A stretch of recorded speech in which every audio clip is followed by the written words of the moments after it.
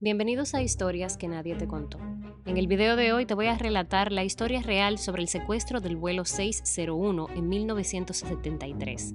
Este caso ha sido el origen para la serie de Netflix que se estrenó recién y que ha generado muchas preguntas sobre la veracidad de este hecho. Antes te invito a que si te gusta conocer sobre historias reales y casos criminales, te suscribas al canal para que puedas disfrutar de todo el contenido nuevo. Ahora sí, para conocer todos los detalles de esta historia, quédate, acomódate y pasemos a los hechos. En el periodo de 7 años que hubo entre 1967 y 1973, hubo en Latinoamérica alrededor de 90 secuestros de aviones, de los cuales por lo menos 30 ocurrieron en Colombia. Entre ellos, el secuestro del vuelo 601, recientemente adaptado por Netflix a una miniserie. El inicio de la época de piratería aérea en Latinoamérica podríamos señalarlo por el año 1967, cuando se desvió un avión de Aerocóndor hacia Cuba. A partir de esta fecha, los secuestros aéreos vieron un increíble aumento, aunque es importante destacar que estos no fueron hechos violentos más allá de lo que representaba el mismo secuestro, y afortunadamente tampoco se cobraron vidas. La gran mayoría de estos secuestros tenían por destino Cuba, y su objetivo era llevar a los secuestradores a la isla en algunas ocasiones, e incluso eran utilizados para conseguir fines políticos y ya eran tan habituales que formaban parte de la cultura popular como un suceso de cierta normalidad. Se estima que más de 1.700 colombianos y alrededor de 3.500 ciudadanos de América Latina sufrieron los secuestros aéreos. Por ejemplo, en una oportunidad donde viajaba el grupo colombiano Black Stars, el avión fue secuestrado y amenizaron todo el trayecto con su música y de hecho lo siguieron haciendo al llegar. Y en otra ocasión, en 1969, el uruguayo Daniel Chavarría, quien luego sería un importante escritor, secuestró un avión privado en compañía de su esposa e hija de 6 años con el mismo fin, llegar a Cuba. El 30 de mayo de 1973, el HK-1274 de la Sociedad Aeronáutica de Medellín despegó del aeropuerto Palmaseca, el que ahora es el Alfonso Bonilla Aragón de Palmira, que sirve a Cali, para realizar el vuelo con destino a Matecaña, en Pereira, y continuar luego hacia Medellín, Barranquilla, Santa Marta, Cartagena y luego regresar a Cali. A bordo, el avión llevaba 84 personas, que sin saberlo se convertirían en testigos y víctimas de uno de los secuestros aéreos más largos de la historia. Sería el cuarto avión de la aerolínea en ser secuestrado, pero el primero en concretarse, porque los 3 anteriores se habían conseguido frustrar. Después de un abordaje y despegue rutinario, y cuando ya se tenían varios minutos de vuelo, 2 hombres encapuchados sacaron sus armas y se pararon rápidamente de sus asientos de la penúltima fila. Después se escucharon 2 estímulos. Los hombres les anunciaron, pistola en mano, al resto de los pasajeros que se trataba de un secuestro.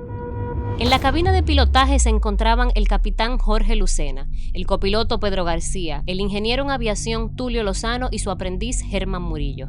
Dentro de la cabina se habían escuchado los ruidos, pero el capitán y su equipo aún no sabían de qué se trataba todo, aunque ya podían imaginárselo. Los hombres armados entraron a la cabina y le hicieron saber a los pilotos de qué se trataba. En un principio, el capitán entendió que, como era ya habitual, los secuestradores querían ir a Cuba, pero en realidad querían ir hacia Aruba, aunque a lo largo del vuelo se mencionarían diferentes destinos. Los encapuchados en el momento de iniciar el secuestro se identificaron como integrantes del Ejército de Liberación Nacional de Colombia, ELN.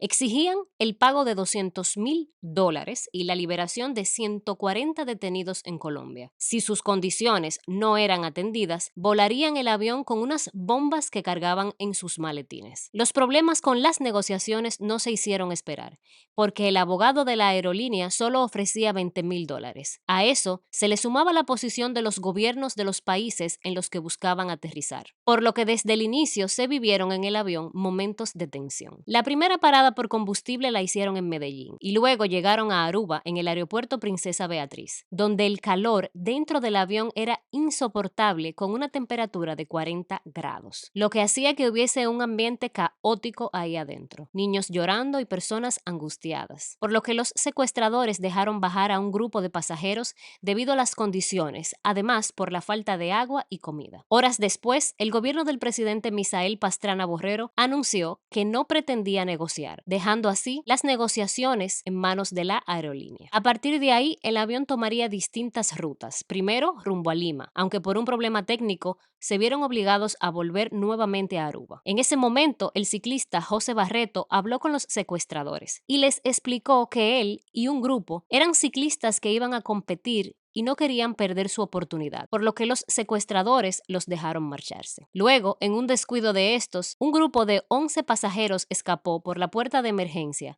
saliendo directo a la pista. Durante la huida, 2 pasajeros resultaron heridos. Después de este hecho, el avión despegó y dio vueltas por Guatemala y El Salvador, pero como no tenía permiso para aterrizar en ninguno de estos países, tuvo que volver a Aruba una vez más. Durante ese aterrizaje, la aerolínea aprovechó para sustituir a la tripulación agotada, ya que tantas horas de vuelo representaban un riesgo debido a la fatiga provocada en los pilotos. También se dejaron bajar a las azafatas y se cambiaron por otras 3. A cambio, con la nueva tripulación recibirían un maletín con $50,000, por lo que los secuestradores aceptaron y liberaron a más pasajeros. En esta ocasión, liberaron a las mujeres que quedaban como pasajeras, por lo que el capitán Lucena y las azafatas bajaron y fueron sustituidos por el comandante Hugo Molina y el resto de la tripulación, así como las auxiliares de viaje que entraron, que fueron Magola González, María Eugenia Gallo y Edilmia Pérez. La tripulación se cambiaría más adelante por una tercera vez, aunque ya en el trayecto final del viaje.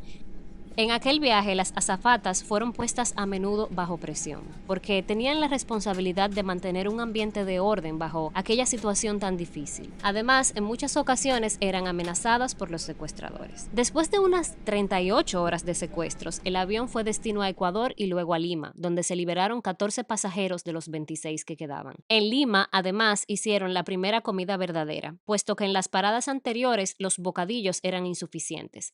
La siguiente parada fue Mendoza, Argentina, ya que para este momento en el avión solo quedaban los secuestradores y la tripulación. Pero, ¿quiénes eran estos secuestradores? ¿Quiénes eran los 2 hombres que mantenían durante tantas horas este avión secuestrado en el aire? Se trataba de Francisco Solano López Domínguez y Óscar Eusebio Borja, y eran delanteros de la selección paraguaya de fútbol. Después de un tiempo se fueron a Colombia para probar suerte en algunos equipos y jugaron en el Club Deportivo de Pereira. Aparentemente, la vinculación que los secuestradores dijeron tener con el ELN no era real. Para el 2 de mayo de 1973, después de más de 55 horas de vuelo, en el que se realizaron 12 aterrizajes, el secuestro llegaba a su fin con el aterrizaje del avión en el aeropuerto de Ezeiza, en Buenos Aires, Argentina. Pero para la sorpresa de las autoridades, al aterrizar el avión, los secuestradores no estaban dentro. Solano y Borja habían acordado con los pilotos que cada uno descendería en un punto distinto con una azafata como rehén.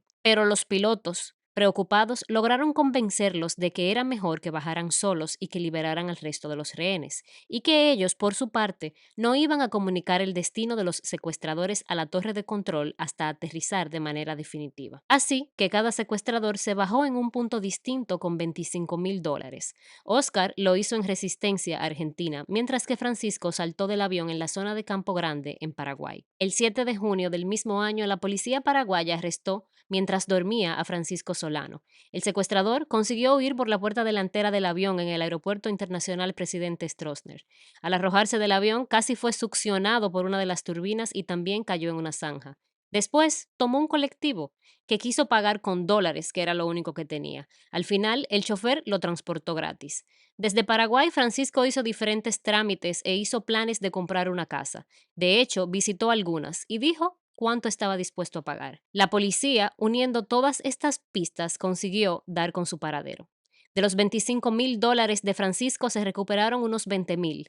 En 1975 fue llevado a Colombia, donde terminó su condena de 5 años de cárcel. Sin embargo, del otro secuestrador, Óscar Borja, y del dinero que éste se llevó, no se supo más desde el día en el que se bajó del avión. Hasta aquí llega el relato del día de hoy. Espero leer tus impresiones sobre esta historia tan increíble en los comentarios.